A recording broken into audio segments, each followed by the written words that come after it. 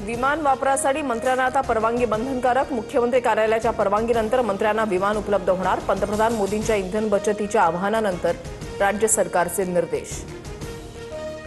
ठाण्यात जितेंद्र आव्हाड आणि पुण्यामध्ये वसंत मोरेंचं घोड्यावर बसून आंदोलन। पंतप्रधान मोदींच्या इंधन बचतीच्या आवाहनानंतर घोड्यावर बसून निदर्शनं। फडणवीसांनीही बैलगाडीने प्रवास करावा, आव्हाडांचा टोला।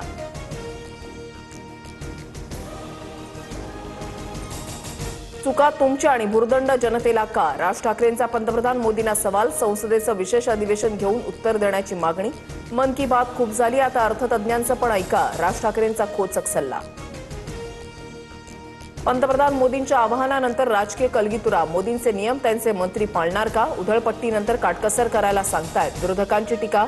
तर बचत करायला सांगितल्यास चूक काय? मोदींनी महात्मा गांधींप्रमाणे स्वदेशीचा नारा दिलाय, सत्ताधाऱ्यांकडून पाठराखण।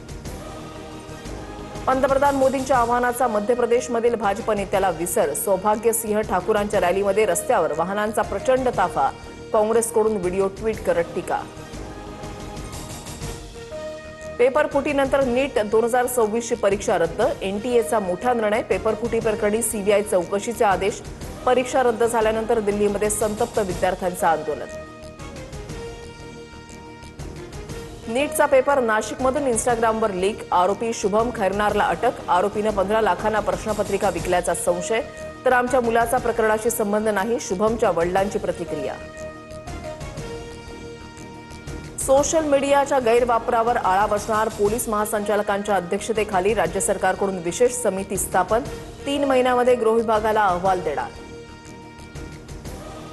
मराठी पाट्यांसाठी मुंबई महानगरपालिकेचा कठोर निर्णय। 1 महिन्यामध्ये पाट्या मराठीमध्ये करा, अन्यथा दुकान बंद। पालिकेचा अल्टिमेटम।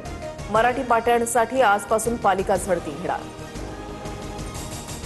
राज्यातील अनेक जिल्ह्यांमध्ये तापमानाचा पारा 40 अंशांच्या वर। नंदुरबारमध्ये 45 अंश सेल्सिअस तापमानाची नोंद। जळगाव, जालना, छत्रपती संभाजीनगर, गोंदियातही उन्हाच्या तीव्र झळा।